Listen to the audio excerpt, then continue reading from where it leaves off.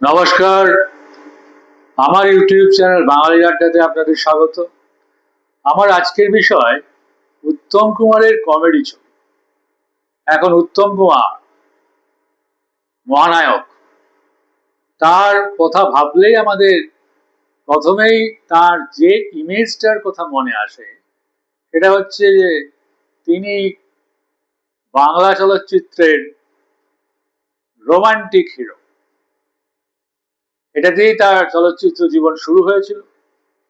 তিনি একাধিক রোমান্টিক হিরোর চরিত্রে অভিনয় করেছেন, যেমন সপ্তপদী, হাওড়াসুর, সাপমোচন, উত্তর ফাল্গুনী, বনপলাশির পদাবলী ইত্যাদি ইত্যাদি। এছাড়া তিনি বেশ ভিলেনের চরিত্রেও অভিনয় করেছেন, যেমন বাঘবন্দি খেলাতে তিনি ভবেশ, এই মারাত্মক হাড় হিম করা একটি ভিলেনের চরিত্র অভিনয় করেছেন। তেমনি বেশ কিছু ছবিতে তার যে অনবদ্য কমেডির অভিনয় আমরা দেখেছি তা আমাকে মুগ্ধ করে। তার সমস্ত ছবি দেখেই আমি মুগ্ধ হই। আমি একটা কথা বলতেই পারি, মানে বলা উচিত আমার, সেটা হচ্ছে যে তিনি তো ফিল্ম সোসাইটি মুভমেন্টের সঙ্গে যুক্ত ছিলেন না, কিন্তু তাও তিনি তার অভিনয়ের রেঞ্জ, এতখানি তার অভিনয়ের যে প্রতিভা এত বিকশিত হলো কি করে? তার কারণ তিনি রাত্রেবেলায় হলিউডের সিনেমা দেখতেন এবং আরো ইউরোপিয়ান সিনেমা দেখতেন। যেমন তার সঙ্গে আমি মিল খুঁজে পাই, যেহেতু আমিও কিঞ্চিত বিদেশি সিনেমা দেখেছি। ইতালির একজন বিখ্যাত নায়ক মার্সেলো মাস্ত্রোইনির সঙ্গে তার আমি ভীষণ মিল খুঁজে পাই। কখনো কখনো আমার এটাও মনে হয় যে তিনি মার্সেলো মাস্ত্রোইনিকেও ছাপিয়ে গেছেন তার অভিনয় দক্ষতার দিকে। এখন এটা আমার মনে হয়েছে, অনেকে আমার এই মতের সাথে সহমত হতেও পারেন এবং নাও পারেন, কিন্তু রোমান্টিক হিরো, ভিলেন, কমেডি চরিত্র অভিনয়, অর্থাৎ অভিনয়ের যতগুলো ধারা আছে সমস্ত ধারাতেই তিনি সমান পারদর্শী ছিলেন। হ্যাঁ, যেমন ধরুন এখন তো বিশ্বকাপ চলছে। এই বিশ্বকাপ যখন চলছে তখন আর্জেন্টিনার একজন বিখ্যাত প্লেয়ারের নাম লিওনেল মেসি, তিনি যেমন রক্ষণ ভাগ আটকাচ্ছেন, মাঝ মাঠে খেলা তৈরি করছেন, আবার গোলও করছেন, অর্থাৎ সবকিছুই করছেন একা হাতে। মানে আর্জেন্টিনা দলটা যেন এখন মেসিময়। 1986 সালে যেবারে আর্জেন্টিনা বিশ্বকাপ পেয়েছিল, সে বছরও একজন এরকম আর্জেন্টিনার প্লেয়ার ছিলেন যার নাম দিয়েগো আর্মান্দো মারাদোনা। তাকে অসংখ্যবার কড়া ট্যাকলিং এ বিপক্ষ দল পর্যদস্ত করার চেষ্টা করেছে, কিন্তু তিনি একদম পেনাল্টি বক্স থেকে, নিজেদের পেনাল্টি বক্স থেকে বল ধরে নিয়ে যেয়ে বিপক্ষের পেনাল্টি বক্স বিপক্ষকে গোল দিয়েছে। অসাধারণ প্রতিভা। আমি পেলের খেলা দেখিনি, তাই পেলের সম্বন্ধে মন্তব্য করবো না, কিন্তু তিনিও খুব বড় প্লেয়ার ছিলেন বলে শুনেছি। এখন এই যে উত্তম কুমার বিভিন্ন ছবিতে কমেডি চরিত্রে অভিনয় করলেন, সেটা মূলত বলা যেতে পারে যখন তিনি ক্যারেক্টার রোলের দিকে ঢুকলেন সেই সময়তেই শুরু হয়েছিল। কিন্তু প্রথম দিকে তিনি যে একটা অত্যন্ত ভালো কমেডি ছবি করেছিলেন সেটা হচ্ছে অগ্রদূতের ছদ্মবেশী ছবি। সেই ছবিতে আগাগোড়ায় উত্তম কুমারই মূল চরিত্র নায়ক, কিন্তু তিনি কমেডি অভিনয় করছেন, কমেডি রোলে অভিনয় করছেন। কিরকম? গল্পটি খুবই সাদামাটা। সেটা হচ্ছে যে অগ্নিপতির সঙ্গে দেখা করতে আসবেন উত্তম কুমার এবং উত্তম কুমারের স্ত্রী, ওই ছবিতে তার নাম সুলেখা। তারা বিয়ের সময় উত্তম কুমারের নাম অবনীশ। অবনীশ এবং সুলেখার বিয়েতে তার দিদি জামাইবাবু যেতে পারেনি বলে পরে তারা দিদি জামাইবাবুর বাড়িতে যাচ্ছে। এরকম সময় ওই সুলেখার দাদা ঘটনাক্রমে যে জামাইবাবুর যে স্ত্রী তারও দাদা, সে বলে যে তোমার জামাইবাবু তো একটা ড্রাইভার খুঁজছে, কিন্তু সেই ড্রাইভার খুব শিক্ষিত হওয়া যায়, হ্যাঁ, ওয়েল ড্রেসড হওয়া যায়। তখন উত্তম কুমারের যে ডায়লগটি ছিল সেটি আমার মনে পড়ছে যে হ্যাঁ, রবীন্দ্রনাথের মতো বাংলা বলবে, গামা পালোয়ানের মতো কুস্তি করবে। তখন সুলেখা বলে যে জামাইবাবু কি মেয়ের জন্য ড্রাইভার পাত্র খুঁজছেন নাকি? যাই হোক, এই আলোচনা যখন চলছে অবনীশ, সুলেখা এবং সুলেখার দাদার সঙ্গে, তখন উত্তম কুমার বলে একটা রিয়েল ফান হতে পারে আমি যদি ড্রাইভার সেজে ওনার বাড়ি যাই। সুলেখা প্রথমে একটু আপত্তি করে, তারপরে বলে ঠিক আছে চলো। তারপরে ও ড্রাইভার সেজে বাড়িতে যায় এবং বাড়িতে যে তার গাড়ি চালানো খুব ভালো। হ্যাঁ, প্রথম দিনে যখন গাড়ি চালাচ্ছিল তখন দেখলো যে গাড়ি চালানো খুব ভালো। তো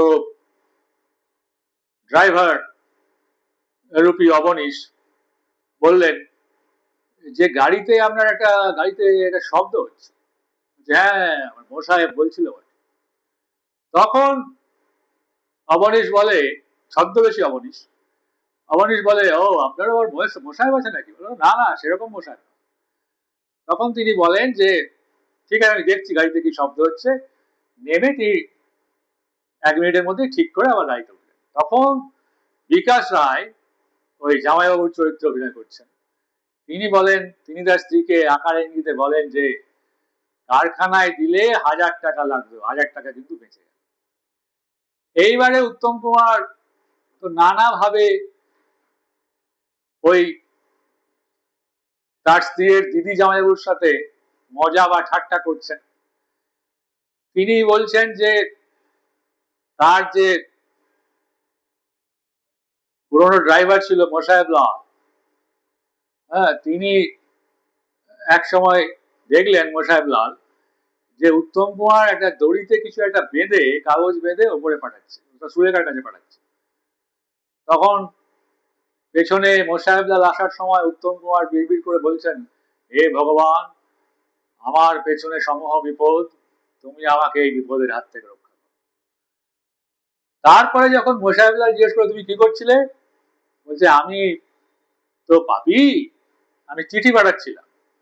যে একজন পাপি সে যদি নিজের পাপের কথা লিখে ভগবানকে চিঠি পাঠায় তাহলে ভগবান তাকে মাফ করে দেয়। তখন মোশায়েব লাল বলল, হ্যাঁ তুই তো বড় ভালো লোক, পাপও করেছো আবার স্বীকারও করছো, তার মানে তুমি পবিত্র পাপি। তা তুমি আমারও একটা চিঠি পাঠিয়ে দাও, কারণ আমারও অনেক পাপ আছে। তখন উত্তম কুমার বলছেন, অর্থাৎ অবনীশ রূপী ছদ্মবেশী অবনীশ বলছেন যে ভগবান তো একসাথে অনেকগুলো চিঠি নিতে পারেন না, তাই তুমি কালকে পুজো করে স্নান করে পুজো করে শুদ্ধ চিত্তে শুদ্ধ শরীরে চিঠিটা পাঠাবে, তাহলে ভগবান নেবে। এবারে ভগবান চিঠি পাঠাতে যেয়ে সেই চিঠি পড়ে যায় বাড়ির মালিকের হাতে। বাড়ির মালিক তারপরে তাকে যা বলার বলে। এমত অবস্থায় ছদ্মবেশী ছবির পরতে পরতে যে হাস্যরস, এক জায়গায় গাড়ি নিয়ে উত্তম কুমার দাঁড়িয়ে আছেন, ট্রাফিক পুলিশ তাকে বলছেন, এখানে গাড়ি পার্ক কিয়া কিউ? বলছে এমনি দাঁড়িয়ে আছি। বলছে তা বললে হবে না, ফাইন দিতে হবে।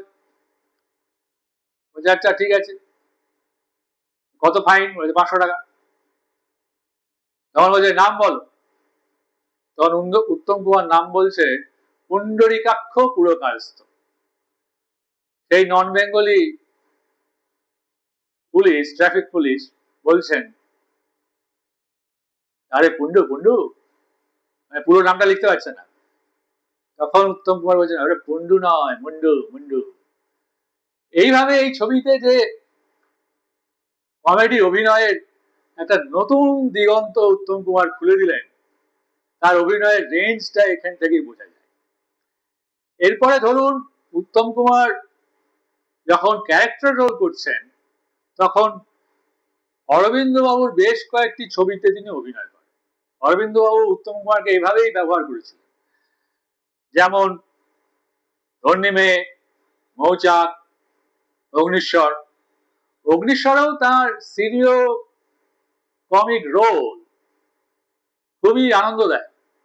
যেমন এক জায়গায় রায় বাহাদুরের মেয়েকে তিনি চিকিৎসা করেছেন, তারপরে আবার তাকে একবার দেখতে যাচ্ছেন, তখন যে দেখেন যে সেই বাড়িতে একজন ইঞ্জিনিয়ার বসে আছে। তখন তিনি বলেন, সেই ইঞ্জিনিয়ার বলেন, ইঞ্জিনিয়ার সাথে পরিচয় হওয়ার পরে ইঞ্জিনিয়ার বলেন যে আমার এসব ডাক্তার ফাক্তারের প্রয়োজন হয় না, আমি একটু বই টই পড়ে নিজেই নিজের ডাক্তারি করে ফেলি। তবে ওই যে বাড়িটা দেখছেন দূরে তাকিয়ে বলেন, ওই বাড়িটা হচ্ছে আমার। কত দাম হতে পারো বলুন তো? তখন বলছেন যে আপনি যখন ইঞ্জিনিয়ার হয়ে ডাক্তারি করেন তখন ডাক্তার হয়ে তো আমার বাড়িটার দাম বলা উচিত। তা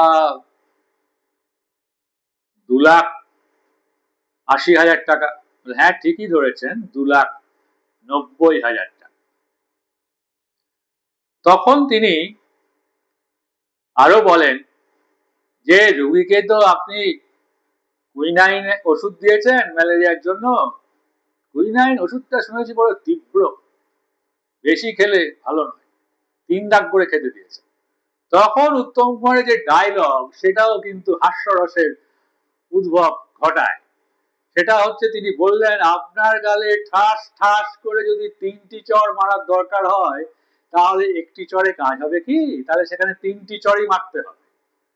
আমার রোগীকে যদি আমি 3 দাগ ওষুধ দিয়েছি, যদি 1 দাগ ওষুধ দেওয়ার হতো তাহলে 3 দাগ দিয়েছি কেন? বলে তিনি বলেন, রায় বাহাদুর আমার রোগী যদি আমার নির্দেশ মতো ওষুধ না খায় তাহলে আমাকে আর ভবিষ্যতে ডাকবে। এখানেও একটা চরম সিরিয় কমিক অভিনয় করে গেলেন উত্তম কুমার। এরপরে আসি ধন্যী মেয়ে ছবির কথা। ধন্যী মেয়ে ছবিতে তিনি একজন ফুটবল পাগল দাদা, তার ফুটবল টিম আছে, সেই ফুটবল টিম খেলতে যায় হাড়ভাঙা গ্রামে। হাড়ভাঙা গ্রামে ফুটবল খেলতে যেয়ে সেখানে নানা রকম ঘটনা ঘটে এবং দেখা যায় যে বগলা, উত্তম কুমারের ভাই, সেই বগলাকে জোর করে জহর রায়, জয়া যার ভাগ্নি, সেই জহর রায় বন্দুক দেখিয়ে তার ভাগ্নির সাথে বগলার বিয়ে দেয়। এবং বগলা বউ নিয়ে যখন ঘরে ফিরে আসে উত্তম কুমারের বাড়িতে, তখন উত্তম কুমার বলেন, না আমি তো তোমাকে ঘরে ঠাঁই দিতে পারছি না। কেন? কারণ তুমি আমার ইচ্ছের বিরুদ্ধে, তুমি ভয় পেয়ে বিয়ে করে ফেলেছো, এই ইত্যাদি ইত্যাদি। এবং আরো একটা কারণ ছিল, সেটা হচ্ছে যে উনি বলেছেন তারপরে পরে যে উনি অর্থাৎ জহর রায় যদি প্রপার চ্যানেলে আমাকে আবেদন করতেন তাহলে আমি এটা মেনে নিতাম। কিন্তু উনি কি বললেন? উনি বললেন যে আপনার পেনাল্টি বক্সে এমন একটি বস্তু আমি পাঠিয়েছি যে আপনি হাড়ে হাড়ে বুঝবেন। অতএব এই কথার পরে তো আর মেনে নেওয়া চলে না। তুমি একজন স্ট্রিক্ট মানুষ। এবং তারপরে যে উত্তম কুমার এবং সাবিত্রী চট্টোপাধ্যায়ের জুটি যেভাবে এই ছবিতে আরো অনেক ধরনের হাস্যরস তৈরি করেছেন, এবং ছবির শেষে যখন বলা যেতে পারে সেটা হয়েছে। পরবর্তীকালে আরেকটি ছবির কথা আমি বলতে পারি, মৌচাক। সে মৌচাক ছবিতে রঞ্জিত মল্লিক এর প্রথম দিককার একটা ছবি, উত্তম কুমারের সঙ্গে জুটি বেঁধেছেন তিনি। উত্তম কুমার, সাবিত্রী চট্টোপাধ্যায় আছেন, আর রঞ্জিত মল্লিক, মিঠু মুখার্জি আছেন। উত্তম কুমার বলেন যে যে জায়গায় চাকরি হয়েছে সেখানে মেয়ের বাবারা একবারে চীনের জোকের মতো বলা যেতে পারে অবিবাহিত পাত্রের দিকে ঝুঁকে পড়েছে। তাহলে উত্তম কুমার বলে যে আরে তুই আমার ভাই, তুই এরকম মেয়ের বাবাদের ফুঁকে উড়িয়ে দে, এটা তিনি বলেছিলেন। এখন ভাবুন সেই ছবিতে, যে মৌচাক ছবির কথা বলছি, সে মৌচাক ছবিতে উত্তম কুমারের বিপরীতে ছিলেন সাবিত্রী চট্টোপাধ্যায়, সঙ্গে রঞ্জিত মল্লিক ও মিঠু মুখার্জি, অনুপ কুমার, রবি ঘোষ, চিন্ময় রায়, তরুণ কুমার, গুরুদাস ব্যানার্জি, শেখর চ্যাটার্জি প্রভৃতি এক ঝাঁক তারকা। এবং সেই তারকা সমৃদ্ধ মৌচাক ছবিতেও যার অভিনয় সব থেকে বেশি নজর কাড়ে তা তিনি উত্তম কুমার। কারণ একটা কথা বলতেই হবে যে উত্তম কুমারের স্ক্রিন প্রেজেন্স এমন ছিল যে তিনি যদি ফ্রেমের কোনাতেও থাকেন তাহলেও তিনি হচ্ছেন সেন্ট্রাল অফ অ্যাট্রাকশন। তার এমন ক্যারিসমা ছিল, এমন এমন ফটোজেনিক ব্যাপার ছিল, এটাকে বলা যেত অরা, এমন একটা অরা ছিল যেটাকে ভাষায় প্রকাশ করা যায় না, যেটা দেখায়। হ্যাঁ, উত্তম কুমার যখন ছবিতে কোনো একটা দৃশ্যে প্রথম ঢুকছেন তখন থেকেই তিনি পুরো সিনেমাটাকে ক্যাপচার করে ফেললেন। তিনি যে নায়ক সেটা বললেন না, কিন্তু দর্শক বুঝে গেল। এখন এইভাবে যখন আরো অনেক ছবি করেছেন তিনি, যেখানে তার কমেডি অভিনয় অন্য মাত্রা যোগ করেছে, যেমন কৃষ্ণচন্দ্র বিদ্যাসাগরের লেখা গল্প বলতে ভ্রান্তিবিলাস বলে একটি ছবি করেন, সেখানে তিনি দ্বৈত চরিত্র অভিনয় করেন। ভ্রান্তিবিলাস ছবিতেও তার কমেডি ছবি যে অভিনয় সেটা অনবদ্য, তাও আবার ভানু বন্দ্যোপাধ্যায়ের মতো একজন তুখোড় অভিনেতার বিপরীত। রজবলি ছবিতে তার বাচনভঙ্গির মধ্যে যে অনবদ্য হাস্যরসের অফুরান যোগান ছিল তা আমাদের আজও ভাবায়।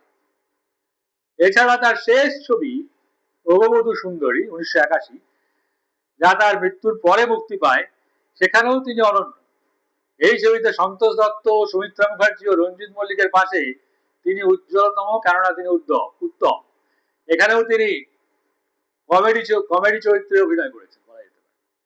হ্যাঁ, এখানে তিনি তার স্ত্রী, অত্যন্ত রাগী স্ত্রীকে নানাভাবে বোঝাবার চেষ্টা করেছেন, কখনো তাকে ইগনোর করেছেন। হ্যাঁ, যখন তিনি খুব ডাকছেন তাকে এক মিনিট, এক মিনিট, এক মিনিট, যাচ্ছেন না, এভাবে তিনি বলছেন। অর্থাৎ এই যে তার কমেডি ছবির ক্ষেত্রে যেটা মূল ব্যাপার, সেটা হচ্ছে যে তার কমিক সেন্স, টাইমিং এবং কমেডি অভিনয়ের যে মূল সুরটাকে ধরিয়ে দেওয়া। এইটাই হচ্ছে উত্তম কুমারের কমেডি ফিল্মের, যতগুলো কমেডি ফিল্ম করেছেন, যতগুলো ছবি করেছেন, সবগুলো ছবি অত্যন্ত গুরুত্বপূর্ণ। এবং সেখানে তার অভিনয় প্রতিভার পরিচয় পাওয়া যায়, একথা আমার না বললেও চলে। কিন্তু তিনি কমেডি সিনেমাতেও যে অনবদ্য অভিনয় করেছেন সেটা আমি আজকের এই আলোচনার মাধ্যমে বলার চেষ্টা করলাম।